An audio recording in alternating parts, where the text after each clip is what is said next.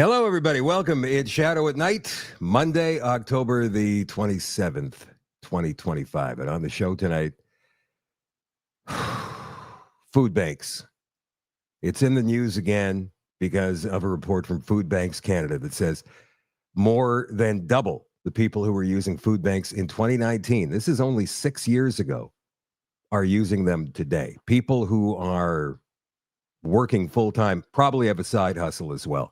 Probably have 3 incomes coming into the house and still cannot afford to feed everybody under that roof, if they can afford the roof.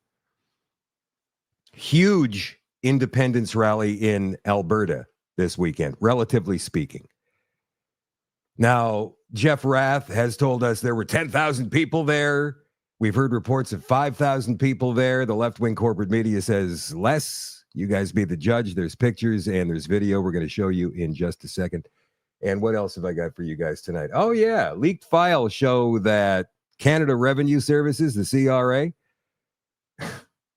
refunded millions of dollars mistakenly and now can't seem to find where that money went.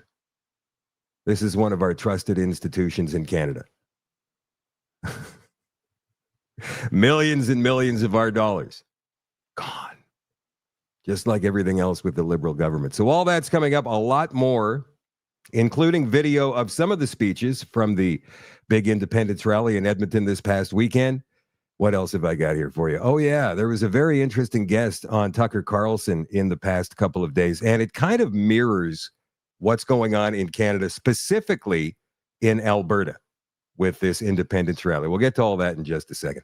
The Shadow at Night live stream, as always, is brought to you by Canada Nano Silver, CanadaNanoSilver.com. I've been struggling with acne for a while, and my mom brought me SilverCeuticals, and I did not want to try it at first because I hate all that stuff on my face. But I'm super glad I did because it hydrates my skin, doesn't leave me dry. I don't use coconut oil on it anymore.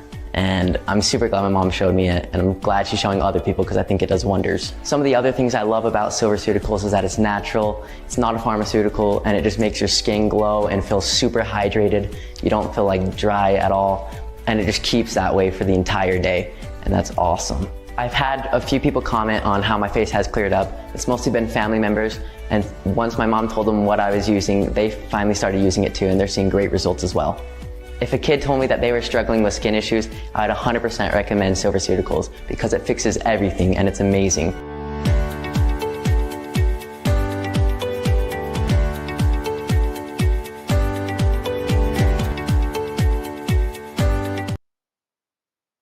You know, if that stuff was available when I was a teenager, man, I'd have bottles and bottles and bottles of it under my bed. Seriously.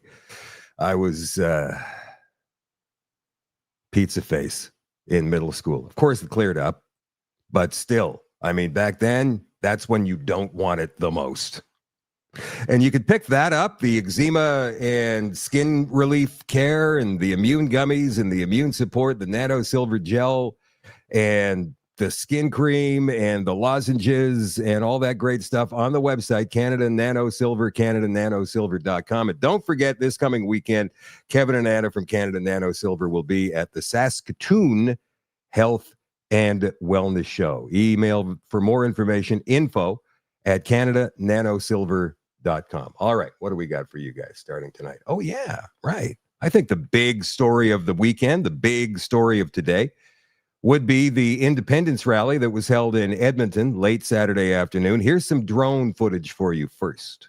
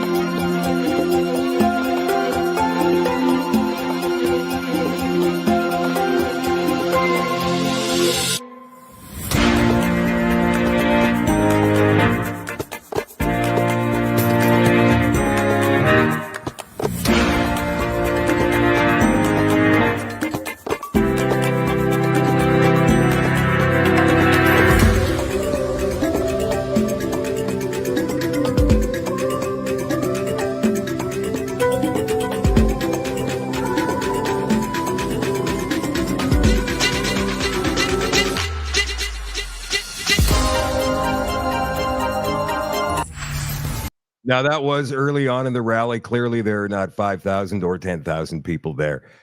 But having said that, I've never been to the Alberta legislature in Edmonton, so I don't know how big the grounds are. Normally, I'm fairly good at guesstimating a crowd size, have been since I was a kid for some reason. I can't tell you exactly why that is, but at that rally, very difficult to judge. We hear anywhere between 5 and 10,000. And again, that drone footage was taken before the proceedings had even begun for the day. They did take some more later on. It's not up online just yet. We had some great speakers this past weekend in Edmonton. Here's Dr. Dennis Modry. About this, ladies and gentlemen. In 1910, the tax rate was 6% in Alberta. In 1950, it was 18%. In 2010, it was 36%. Today, it's 43%. Can you imagine what it would be like if we were completely out from under all federal regulation and taxation? Can you just imagine?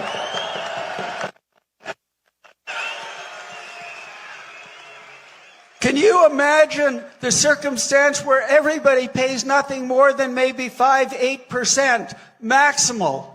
Think about the benefit to you. Think about the sovereignty that you have as an individual. Well, that certainly sounds good to me. Tanya Clemens is a social worker and a farmer from Okotoks, Alberta. She's been involved with the Alberta Prosperity Project for the last couple of years, and she spoke as well. And Alberta, where the wealth we generate stays here, where income tax is eliminated, where our Constitution protects property rights, freedom and family, and where a direct democracy returns the power truly back to the people. That's not a dream. That's Alberta sovereignty. That's the harvest of freedom we've been planting for over 120 years. And I know the thought of forming a new nation is intimidating. It's scary. I feel that. We've never done this before. But here's the truth. Much of the world is looking to Alberta to succeed, to be the light of freedom and prosperity that our world needs.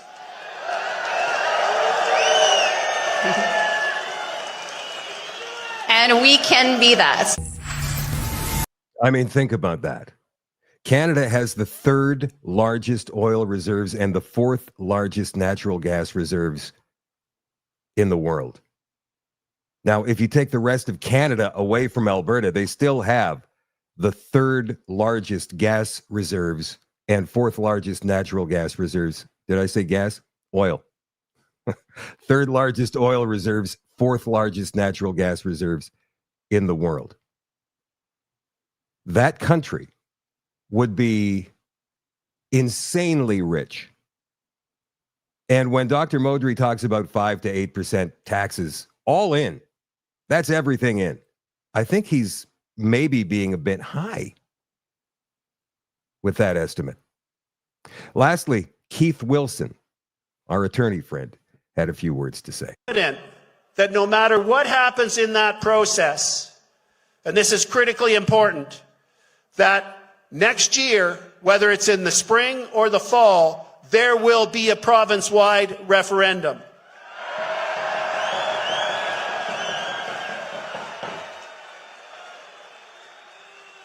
But we cannot, for the sake of our children, underestimate the magnitude of that challenge. We have to get like 1.8 million Albertans to vote yes. That means every single one of you is now charged with a mission.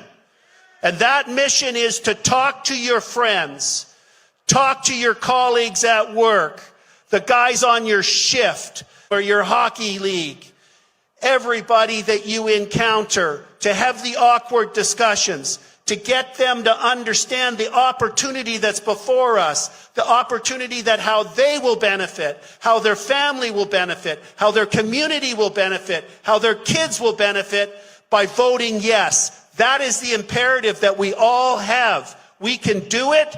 You must do it. Are we going to fight for our kids?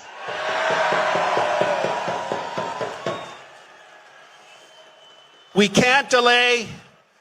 It's game time. When you leave here, make sure that you commit yourself to all of the good points as to why it makes sense to do this. And you know, people will be afraid. People will be afraid about this idea of becoming an independent country. But what's more scary? Any uncertainty associated with that, or the certainty of the dystopian, impoverished nightmare that lies before us under the crazy carny liberals from Ottawa?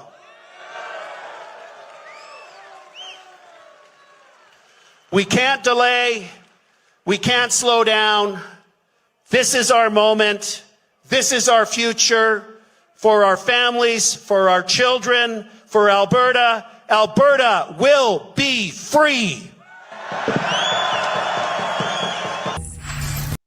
Okay, you guys mind if I give you my take on all of this? Because I've been thinking about this over the past couple of days, and it seems to me that there's absolutely no way that Alberta is going to get out without a massive fight from the Canadian government and all of their institutions and all of their henchmen, meaning all of the leftist parties, the Liberal parties, the NDPs. They will all circle the wagons, again, maybe even conservative parties, parts of conservative parties. They will all circle the wagons and come up with every name in the book for anybody who flies an Alberta flag, for anybody who believes in Albertan independence.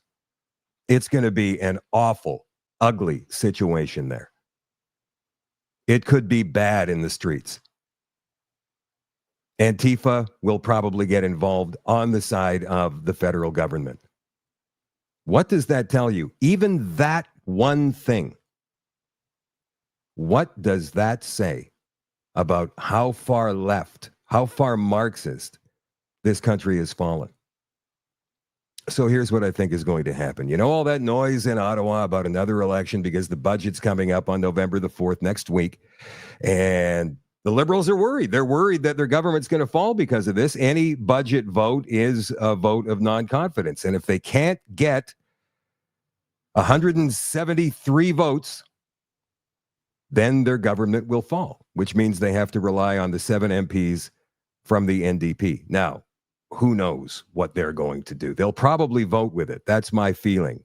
But if this is all orchestrated, like some people think, and I tend to lean that way a lot of times, I think in order to stave off this Alberta independence threat, there will be an election. The Carney government will fall.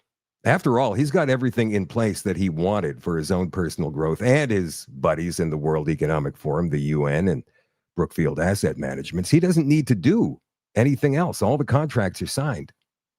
All the slush funds have run dry. Nobody has been accountable for any of it.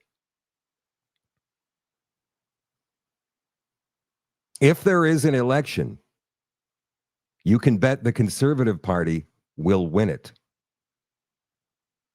What better way to stave off Alberta leaving this country than giving them a conservative federal government? And then Poilievre will do some things here and there, and he'll make it seem better. And Canada stays together. And all of those fat cats in Alberta who don't want things to change, and there are plenty of them as well. Lots of Alberta billionaires don't want things to change. They're making money just like they like it right now. They want to stay part of this whole gravy train. And all the Eastern fat cats too, because remember, the West to them is nothing more than a cash cow. That's it. They don't care about the people out here. They don't care about anything out here. They care about their money. And if Alberta leaves, that's it. That gravy train is over. Full stop. So the Conservative Party wins a federal election, and 30 to 40% of the people who were going to vote for Alberta independence go, well, now we've got the Conservatives in and it's not so scary anymore. And we're going to get rid of all that DEI and we're going to get rid of all that crap that the Liberals have been jamming down our throats for so long. The taxes are going to come down. Things are going to be good again. And after all, we are Canadian, and they'll vote to stay in Canada. That's just what I think. Let me know what you think. I may be completely off. I may be out there, but that's the most logical course of action. Now you might be saying to yourself, if you're new here, you might be saying, Shadow, it's an election. They can't control elections.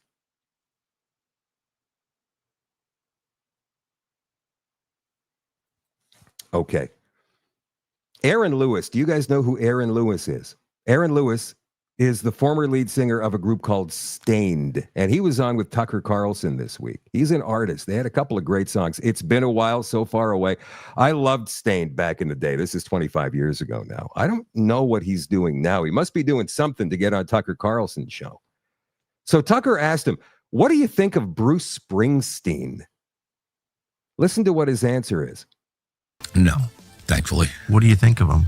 Is a disgusting display of not appreciating what was handed to him as being an American, the success that he has had, the fact that he duped us all with one of the most anti-American songs ever and called it Born in the USA as some sort of celebration of how great it is to be born in the USA.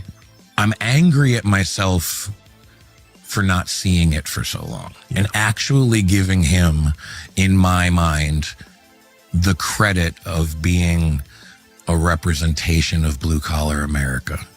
He has forgotten where he came from. Yep. I think that doing this career that me and him have both been so blessed to have had, if you're not careful, it will consume you.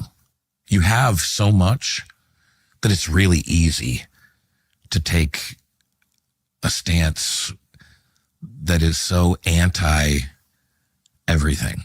He's lost touch with the struggle. And it seems like most people who have lost touch with the true struggle of life, those are the people that vote for these fucking idiots. Those are the people that feel like they have to virtue signal. Those are the people that somewhere along the way, they feel guilty for the success that they have had. So they somehow have to make it up with this nonsensical bullshit. All right. Okay. So he lost touch with where he's from. He's from New Jersey, Bruce Springsteen. He was a low to middle income kid from New Jersey who wanted more than anything to make it big, to be a star. Can you think of anybody Canadian, specifically Albertan, who might be in that same boat that Aaron Lewis just described, the Bruce Springsteen boat? Can you think of anybody? Anybody at all?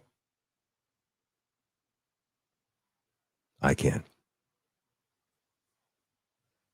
This is a woman born and raised in Southeast Calgary, alcoholic father. Her brother went to jail for first-degree murder years and years ago. So I can imagine all of that would have had a lot of stress up here. How does a young girl cope with something like that after all? But she could sing. And so she grew up and she became a star. Now, when you grow up in Calgary, you grow up Albertan. That's one thing that I know. I lived in Calgary for 4 or 5 years back in the late 1990s and the early 2000s, and I know what Albertan means. It's different. So there's no way that you can espouse views like this as somebody who grew up in Alberta. Hey, Alberta. Hey, you bunch of fucking separatist wackos. How you doing? Feeling good about yourselves? You're an embarrassment to this country. Everything you have, everything that you have enjoyed, cherished, and benefited from comes from being part of one of the greatest countries on the planet. You guys have your heads so far up your asses that you obviously can't see what pricks you are. The way you are treating Indigenous people, the way you are treating your fellow citizens, your fellow Canadians, you guys are a bunch of creepy little pricks. Alberta will never separate from Canada. It's never going to happen because people like me are going to stand up, throw their shoulders back, and keep fucking yelling. And keep standing up for what I know is right. And what you guys are doing is... You see, people like that, they can't describe what they're talking about. And everything she said in that little video there, filled with nothing but foul language, is wrong.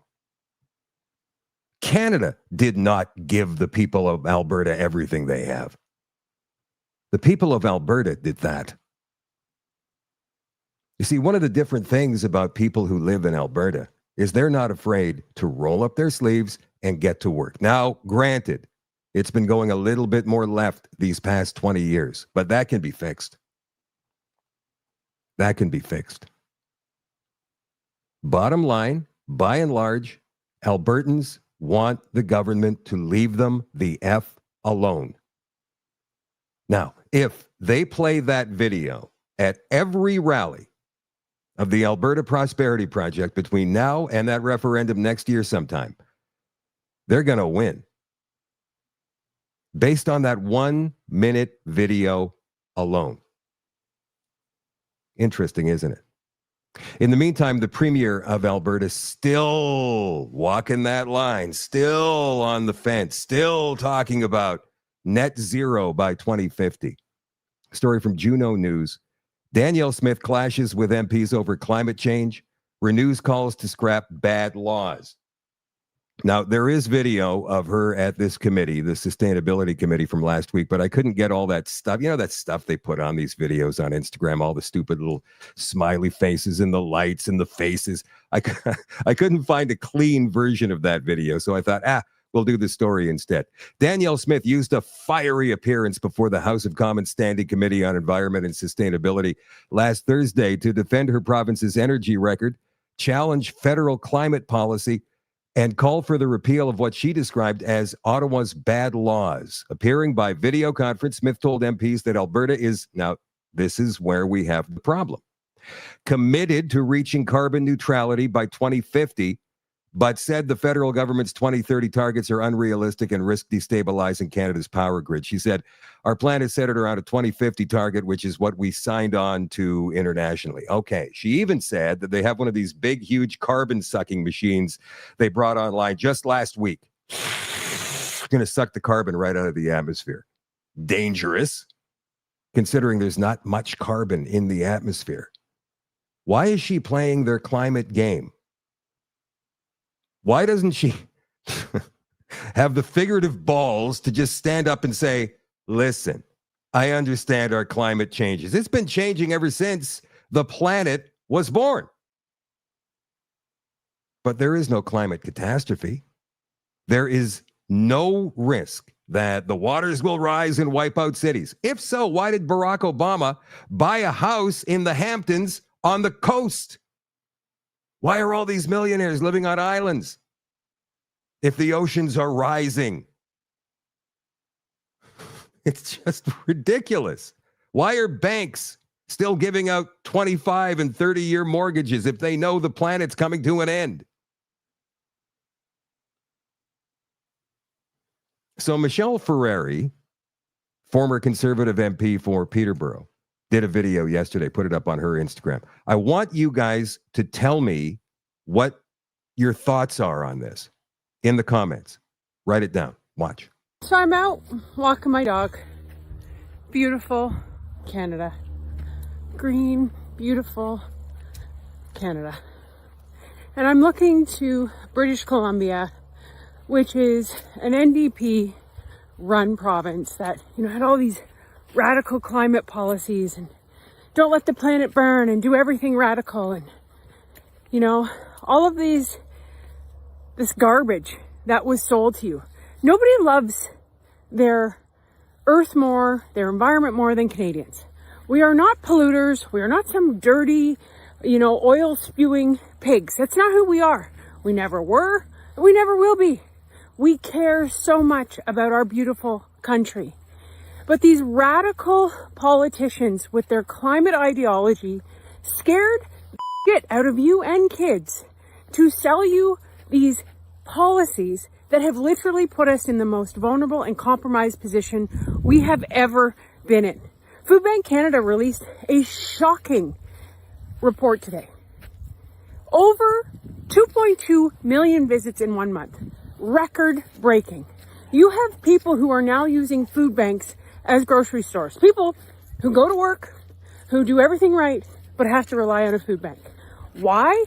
Because you have things like the Liberal Green Slush Fund, where they told Canadians and sold Canadians, we care about the environment, environmental policy, only to find out that it was a whole bunch of corruption. Oh, this isn't just my opinion, folks. This is what the Ethics Commissioner found.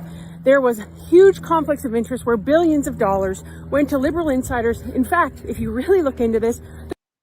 I'm going to keep this on, but I just wanted to break and say she lost it. She had it, and then she lost it. My opinion only. What do you think? There's not even existing companies that got this money. It's just somebody who made it up on paper. Sound familiar? GC Strategies, ArriveCan. It is rinse and repeat to push ideology down your throat. They do not believe in oil and gas, the thing that the whole world needs, the thing that we have, because, the planet will burn. They lie to you. I remember the first time I went out to Alberta and I walked along and I was like, that's a pipeline? That? And I saw the beauty of Alberta, and I see the beauty and the stewardship of these people. It's like a farmer. Nobody wants to take care of their land or animals more than a farmer. And you have radical people who tell you lies to get you to buy into something that in the end hurts you. It hurts you. Stop falling for what they're selling you. Canada is and should be the best country in the world to live. Not a place where 2.2 million people are relying on a food bank to eat. Once again, she gets right to the edge where you could feel like she's about to say, this whole thing is a scam, like Trump did at the UN speech. Remember a few weeks ago? But instead, she goes inward and she starts targeting liberal corruption. And she starts talking about the food banks. And yeah, that's an issue. I don't disagree with that. And she goes on some ambiguous rant about don't believe the crap they're shoving down your throat. I get that too. But ultimately, somebody with some kind of stature in this country, political or otherwise, needs to stand up and say this whole climate catastrophe narrative is a pile of manure. Unless you can somehow prove it to me. And you can't. We know you can't. So instead, you just take it as fact and you jam it down people's throats. Dogma. I read a report on the weekend that said that Canada has among the highest cases of climate anxiety. Kids on medication because they're scared the world is going to burn right in front of their faces. In the world. That's how good a job these politicians have done, scaring the bejesus out of little kids over something that's nothing but a pile of shit. And if you don't believe me, you can go ahead and watch any video on climate done by Michael Schellenberger post-COVID. He'll tell you, he was an insider in that whole gang. He totally understands, and he makes a good case. But we need more Michael Schellenbergers in the world. And we need more of this guy here. This is an editorial piece that came out in the National Post about 3 weeks ago. Opinion.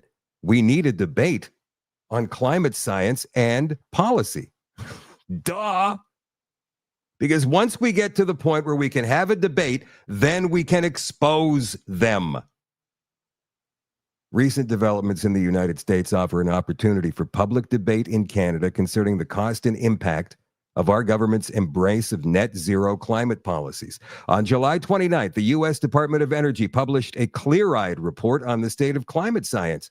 Well, on the same day, the Environmental Protection Agency proposed withdrawing the endangerment finding that greenhouse gases, primarily carbon dioxide, are a threat to human health and welfare.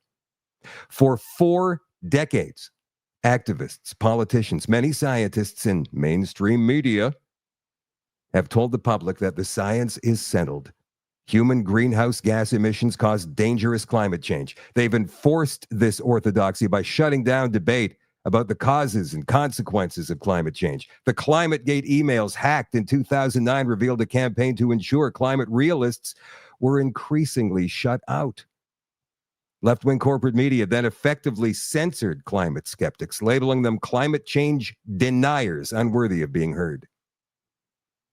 Yet thousands of dissenting scientists have signed the Global Warming Petition Project, which says there is no convincing scientific evidence greenhouse gases are causing or will in the foreseeable future cause catastrophic heating of the Earth's atmosphere and disruption of the Earth's climate. Well, hundreds more have been cited in the various reports of the non-governmental International Panel on Climate Change. Canada has its own prominent climate realists. Climatologist Tim Ball, economist Ross McKittrick, who appears frequently in the National Post, Steve McIntyre, founder and editor of Climate Audit and organizations like Friends of Science, we've had them on, and the International Climate Science Coalition.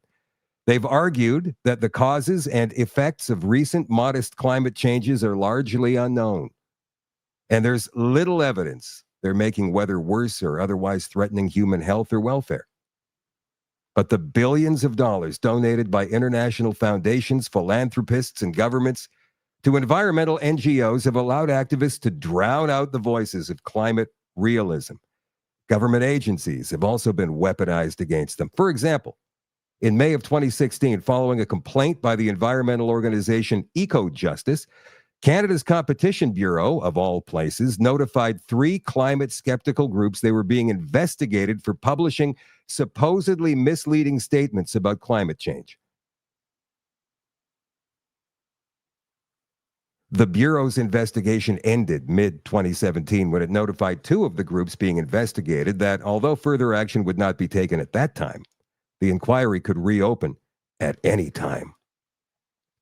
The most recent assessment report of the UN Intergovernmental Panel on Climate Change, the IPCC, acknowledged in Chapter 12, Table 12, page 1856, that there's little to no evidence that emissions have caused identifiable changes in the frequency or intensity of natural disasters. For example, the IPCC assessed low confidence for observed changes in the magnitude or frequency of floods at the global scale, yet neither climate science nor climate policy effectiveness is properly debated at UN climate conferences. In Canada, the situation is dire. The federal government has spent between 150 and 220 billion on climate change in the past 10 years, but with no meaningful impact. Mark Carney has long been dedicated to the net zero framework and remains so. All of the largest Canadian banks have withdrawn from the global financial alliance he headed up, GFonds. Each says it will continue to pursue net zero goals and develop climate mitigation strategies outside the alliance. The banks, of course, the banks are going to do it.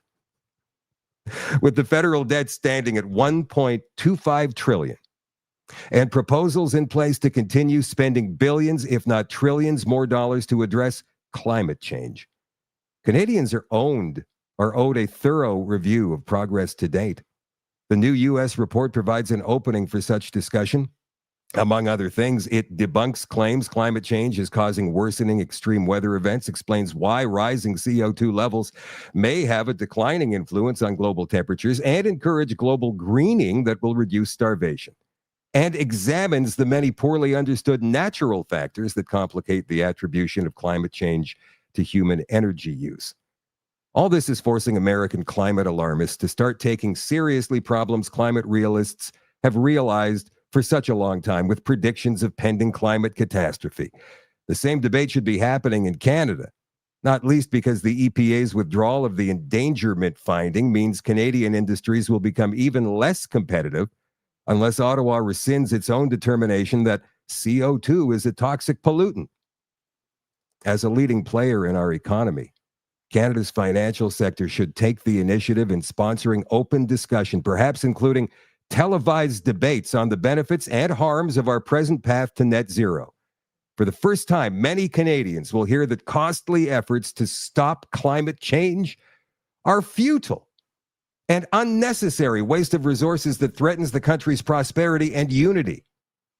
Our children and their children will not forgive us if we let this opportunity pass. That was by John Zacharias, a director of Canadians for Sensible Climate Policy. Hear, hear, John Zacharias. Of course, we won't get that, not from a Mark Carney-led government, but we can keep pushing. Oh, and speaking of food banks, this is from Food Banks Canada. In March of 2025, there were nearly 2.2 million Canadians going to food banks, the highest number in history. The highest number in history. Food bank usage has doubled since March of 2019 and is 5.2% higher than it was in 2024. Wow. I think I have a video of Pierre Poilievre in the House of Commons just today talking about it. Let me see if I can find this. Yeah, here it is right here. Have a watch. It released its report today, Hunger Count 2025, showing the number of Canadians relying on a food bank has more than doubled since this Liberal government took office. It shows that 39% of the population experienced food insecurity, 82% did not have enough to eat, 34% went an entire day without eating, 53% missed a meal to afford something else, 28% went hungry at least once a week. Now the Prime Minister says Canadians will have to make even more sacrifices. How many meals will Canadians have to sacrifice for yet another costly Liberal budget? Budget coming out November the 4th. What's that? Tuesday, next Tuesday. That's going to be a big day. And this show will no longer be on social media at that time. The show will exist. I think a lot of people have this confused, like I'm taking the show off the air. I'm not. The show will be on shadowdavis.com. So if you become an all-access member at the website, shadowdavis.com, you'll still be able to see it, and you'll still be able to be involved in a lively chat, just like you are here. It's just going to be in the Telegram group, the Shadow at Night community on Telegram. Go ahead, become a subscriber today. Check it out. See what you think. You don't have to stick around. Buy a monthly pass if you want just to stick your toe in the water. If you want to buy the whole thing, go ahead. Support the show. That's what this is all about. I can no longer continue working for free like I've been doing for the past 5 years. So we're moving to the website. The show will continue to exist. Even with the extension, everything will be just the same. It's just going to be on the website. And the chat will be in the Shadow at Night community on Telegram. So go ahead and join whenever you get a chance. First thing, shadowdavis.com. All right. Donald Trump. So Doug Ford stands by his anti-tariff ads using the bastardized Ronald Reagan tariff speech from 1986, I think it was. And he agreed to take those ads off the air, but not until today. Today was the day he was going to do it. Why? Because he wanted them to be on TV for the first two games of the World Series, Saturday and Sunday. And when Donald Trump heard that, this is what he said. You know, it's a crooked ad. I heard he's airing it. Canada, that's why I pulled everything. With Canada, they did a crooked ad. They knew it was Ronald Reagan loved tariffs. What they did is really dishonest. And I heard they were pulling the ad. I didn't know they were putting it on a little bit more. They could have pulled it tonight. Well, that's dirty playing. But I can play dirtier than they can, you know? And so he added 10% to every tariff that is currently on Canada. Another 10%. And look at this. Doug Ford says just a few hours ago from the BBC, we achieved our goal. Ford stands firm on Reagan anti-tariff ad. Oh, and by the way, David Eby over in BC, he's decided, hey, that's a good idea, Doug Ford, and he's going to start running anti-tariff, anti-Trump ads in all those red states next to all the blue states just south of BC, states like Idaho and Montana, because he is also an idiot. Doug Ford has stood firm behind his decision to run an anti-tariff advertisement in the U.S. featuring Ronald Reagan, blah, blah, blah, blah, blah. He said the TV spot had 1 billion views. I don't know how he'd come up with that number. You can't. It's a TV spot. There's no way you could ever know that. And has garnered attention from as far as the UK and India. His comments today came after Trump suspended trade talks with Canada over the advert. This is the BBC after all, and said he would hike tariffs on Canada 10% over and above current levels. Both Trump and Carney are in Asia this week for the ASEAN summit, but Trump told reporters he had no plans to meet with Carney and won't be meeting with him for a long time, even though Carney comes out and says, and of course all the left-wing corporate media in Canada, yay! Carney says, hey, we're willing to sit down anytime, making Trump sound like a bad sport. Here's Mario for the North. Major breaking news, Donald Trump is imposing a 10% tariff in addition to everything that Canada is already paying a tariff on. This is over and above, all because of the commercial that Doug Ford said he was going to pause, but decided to play dirty, and these are Donald Trump's own words, by not taking it down. Donald Trump literally said, I can play dirtier. I'm going to play a lot dirtier, and he did. I won't read everything he wrote, but it starts off by basically saying Canada was caught red-handed, putting up fraudulent advertising on Ronald Reagan's speech on tariffs. And he said the sole purpose of the fraud was Canada's hope that the United States Supreme Court would come to their rescue on tariffs, that they used for years to hurt the United States. Because of their serious misrepresentation of facts and hostile act, I am increasing the tariff on Canada by 10% over and above what they are paying now. Thank you for attention to this matter. That was today. And if you saw my previous video on this, I told you, you do not aggravate someone like Donald Trump. He does not do well with this type of confrontation, which Doug Ford is solely responsible for. I know Donald Trump's style. I know exactly how he would react. And I knew that Donald Trump would be pissed that Doug Ford did not take that ad down immediately and instead decided to play it during the World Series. Guys, this is horrible.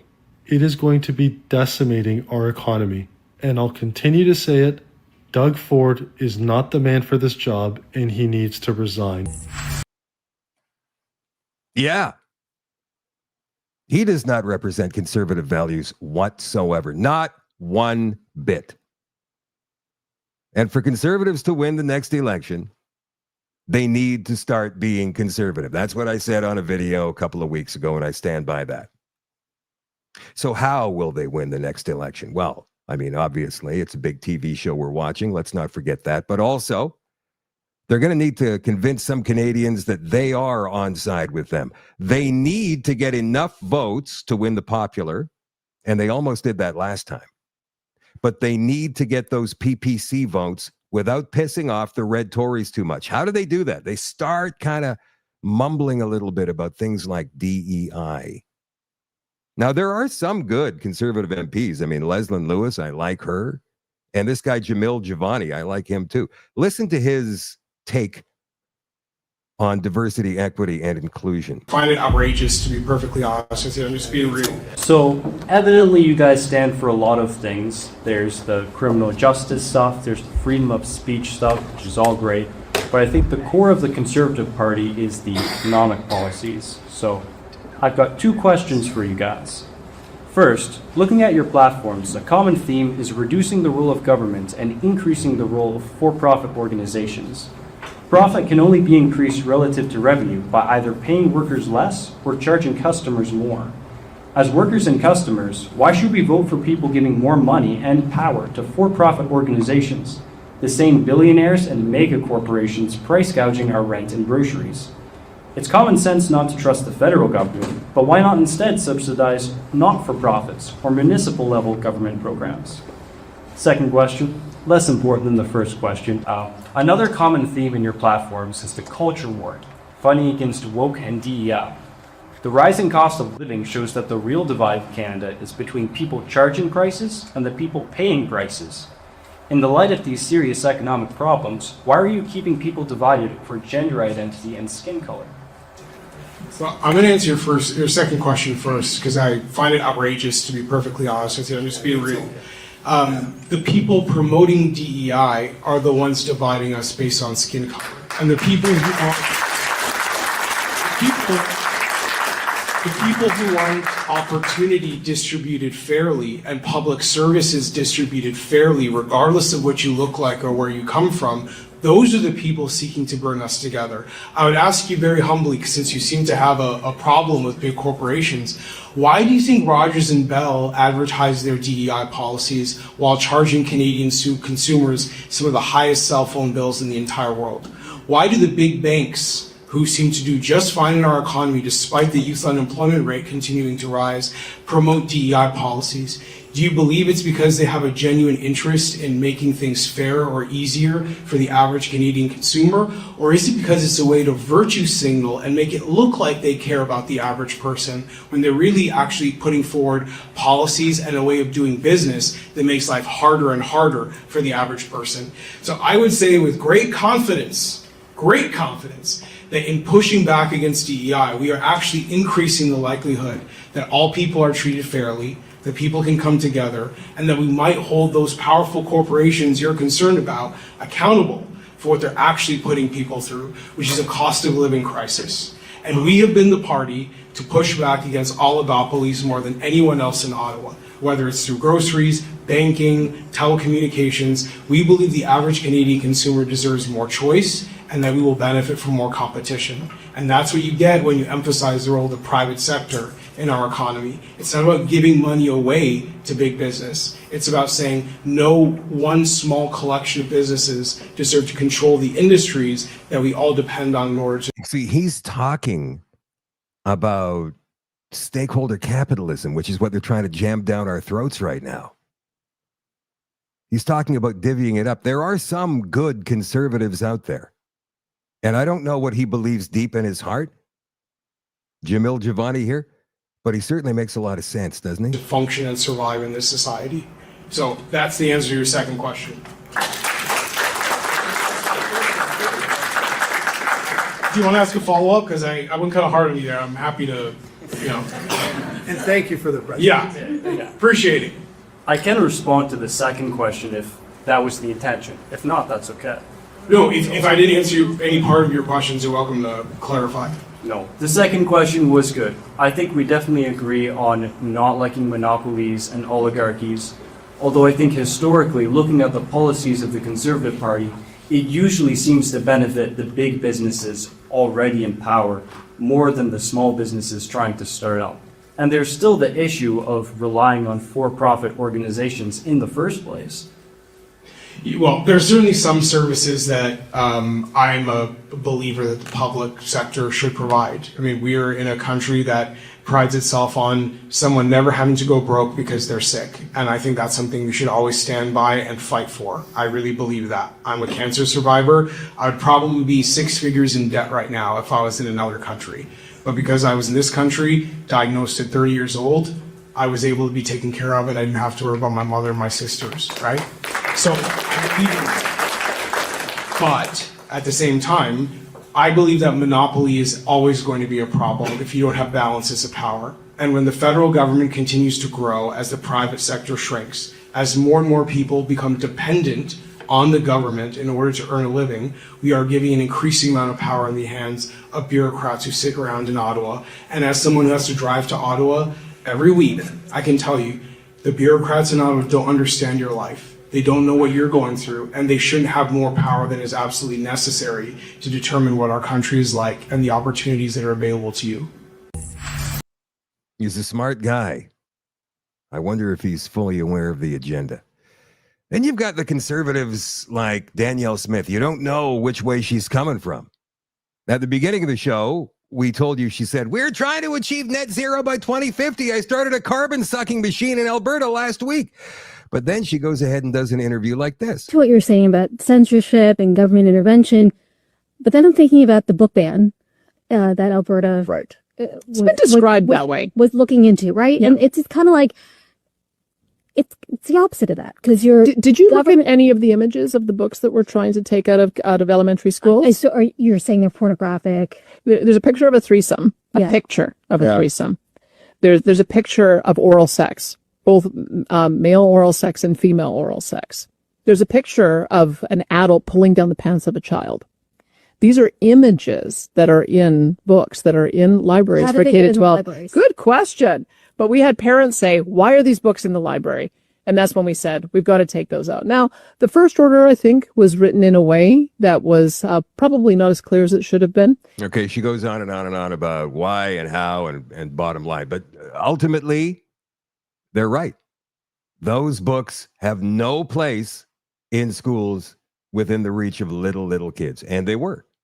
And now in Alberta, they're not. But on the other hand, she just opened up a great big carbon sucking machine in the middle of Alberta. And we're going to be net zero by 2050. What, Danielle? Come on. You got to stop kowtowing to the climate change crew. You've got to start standing up and saying, hey, you know what? We got to talk about this because there is no settled science. And why are conservatives so afraid to do that? Maybe it's because probably their largest donors, both provincially in Alberta and federally, are making billions and billions and billions of dollars off this new green economy. That's just a guess. You guys know Tim Pool? He's a pretty big podcaster in the United States. And today he was talking about Canada ceding land back to the Indians. Watch this. Indian city tells disarmed citizenry their homes belong to native tribes after pivotal court ruling. Ramifications across the country. Imagine one day you get a letter in the mail and it says, they're laughing at us. They're laughing at us. You are now on Native American land. We gave it back. This is what's happening. Not a joke. Here's the letter from the city of Richmond. Here we go. Please take note that the recent BC Supreme Court decision, Cowichan Tribes v. Canada, made some very important decisions which could negatively affect the title to your property. A briefing paper prepared by the City of Richmond staff is attached to your reference. If you look at the draft map attached to the briefing, your property is located within the claim area outlined in green. For those whose property is in the area outlined in black, the court has declared Aboriginal title to your property, which may compromise the status and validity of your ownership. This was mandated without any prior notice to the landowners. The entire area outlined in green is claimed on appeal by the Cowichan First Nations. Given the serious implications of this court decision and the pending appeal, the city is hosting an information session, blah, blah, blah. Please call this number. Well, they got the map in here. If your property is located within this black area, they just ruled by court order, you are no longer in the United States. You are now on the land of the Cowichan tribes, and they own your house. That's awesome. In the green area, they are the Cowichan. He's talking about Canada, not the United States. He just made a little bit of a slip. John is appealing, saying this whole area belongs to them. Why? Because in the 1800s and before, they had what's called the summer village. The Cowichan natives in the summer would come here and fish before leaving. Therefore, it's their land. And when the white settlers came and built there, they did it without proper transfer of title. Therefore, your land is now their land. Your home is now theirs. Congratulations. It was promised to them 300 years ago. Yeah. Uh-huh. If there's competing tribes, can they like fight each other for this land? Like, you know, if you have different Indian I think, tribes, like yeah, the sticks. court should, that would bow and arrow. Yeah, I want to see that. You know what they used to do? They would take an arrow and they would roll it in dung. Yeah. And they would affect them. Chemical warfare. Yep. Exactly. Because then one hit, you were dead. Like you hit in the arm, you die. Just a matter of time. That's crazy. That's before like antiseptics, right? Like yeah. Yeah. If that went in you, the infection was unstoppable. That's crazy. Yeah, you turn to your buddy like, hey, take a dump on this thing real quick before I shoot it at the white man. Before I shoot it at the So what did they do here? They eminent domained it? The natives were like, hey, yo, that's my land. And the court was like, yes. Well, hey, look, I said this, okay? King Charles gave Canada back. Do you remember that? Mm-hmm. King Charles showed up and he's like, I'd like to acknowledge we are on the unceded lands of the Algonquin Anishinaabe people. And it's like, unreal. Okay. He gave it back. Unreal. Not a serious country. Kevin Klein, actually, he's the publisher of the Winnipeg Sun. He did a really good article on this a couple days ago. So here it is. Too often, emotion and ideology. Once again, speaking out on ideology. Here. It drowns out fact. We hear claims that Indigenous peoples own all of Canada and that every acre of this country was stolen. That's not true. And repeating it does not make it true. The assertion rests on selective readings of history and law that ignore the foundation of our country. Negotiated treaties, court rulings, shared development built over 150 years. Between 1871 and 1921, the numbered treaties covered most of Canada from Ontario to BC. Those agreements, such as Treaty 1 in Manitoba, were not casual. They were binding contracts in which Indigenous leaders ceded land in exchange for defined rights, including reserves, annuities, hunting privileges, ongoing benefits. These are not opinions. They are legal documents recognized by Canada's highest courts. Pre-Confederation treaties followed the same model. From the Royal Proclamation of 1763 through the Robinson Treaties of 1850, Indigenous signatories agreed, sometimes under hardship and population pressure, but the agreements remained valid. The Privy Council confirmed this in St. Catharines Milling and Lumber Company versus the Queen, 1888, a decision that still underpins Canadian property law. Roughly 90% of Canada's land has been ceded through about 70 historic treaties or modern agreements. The remaining 10%, mostly in BC and the North, is subject to case-by-case legal proof. The Supreme Court's Tisquatin decision in 2014 confirmed that Aboriginal title exists only where continuous exclusive occupation before and after sovereignty can be proven, not everywhere by default. The demographic reality is just as clear. Before European contact, Canada's Indigenous population likely numbered between 500,000 and 2 million, less than one person per 5 square kilometers. Many communities were nomadic or shared hunting areas. That does not diminish their cultures, but it shows that vast regions were not permanently owned in any modern legal sense. Today, Canada is home, well, he's got it wrong here. I think it's more like 41 million now, with Indigenous peoples representing about 5% of the population. No serious legal system here or anywhere recognizes a claim that 5% of a population owns 100% of the land. Even the UN Declaration on the Rights of Indigenous Peoples prohibits any claim that would undermine a state's territorial integrity. We need to remember that treaties are contracts. When you sell your house, you can't go back years later and demand part of it back because property values rose. That's not how agreements work. It's not reasonable. It's not fair. Being honest about history does not mean ignoring the hardship Indigenous people face today.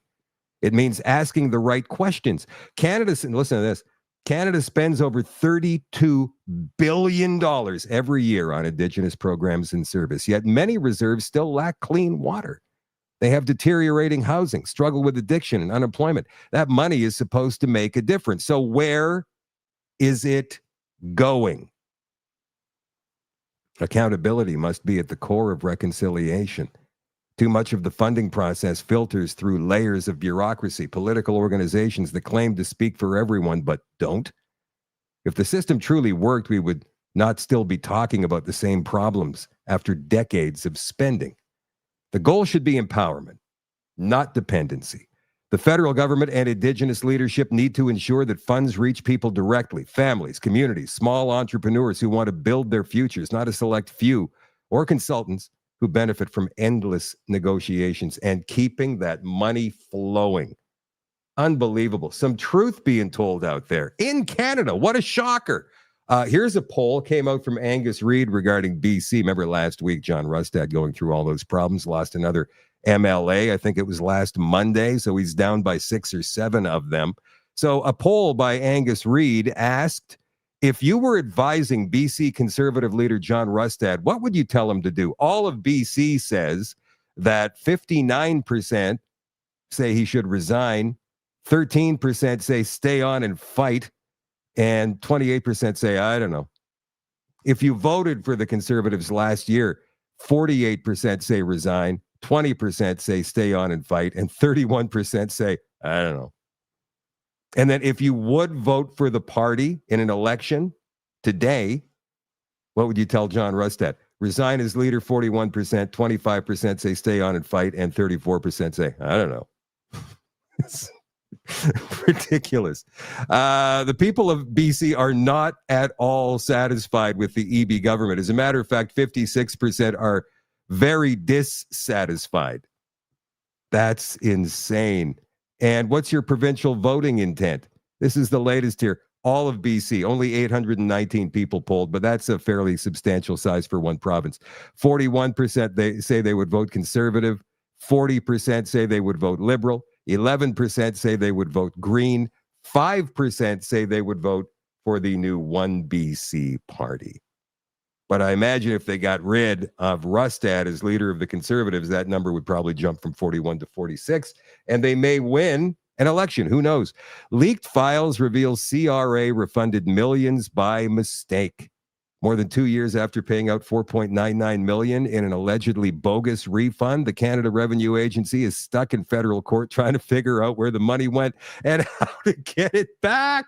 I don't even know where it is. The 7-figure refund was issued through the CRA's automated processes in the spring of 2023 to Distribution Carflex Inc., a cash-strapped body shop in the Laurentians. Oh, what a shocker.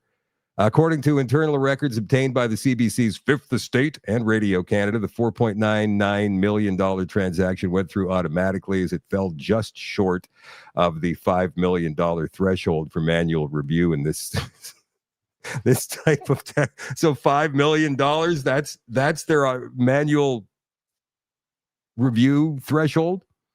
A source with inside knowledge of the CRA's working said that returns are routinely processed electronically without human oversight, even in cases where millions are paid out that would later raise red flags. And remember that Bloc Québécois nominee who wanted a new election based upon the fact she lost by one vote? And that one vote was sent back to the person who voted mistakenly because the Elections Canada employee put down his own postal code rather than hers. Well, a judge in Quebec says, no, that's not happening. You're not getting a new election. You have to stick with what you've got. That judge, by the way, was appointed by David Lametti, the former justice minister, appointed by Justin Trudeau. That's it for the show tonight, you guys. In the extension, we go back 5 years. Do you think you could spot a trend in what's going on with world governments these days? Yeah, the trend proves a conspiracy. So that's what we're going to do tonight in the extension. We're going to look back and look for the patterns. So we'll see you there in just a second. For all you all-access pass holders at shadowdavis.com. Nighthawks, I'll see you in 2 minutes. The rest of you, I'll catch you tomorrow night with John Carpe from the JCCF. That starts, as usual, at 8 o'clock Central. I love you all. I appreciate you all, and I will catch you tomorrow night. The Shadow at Night live stream is brought to you by CanadaNanoSilver.com.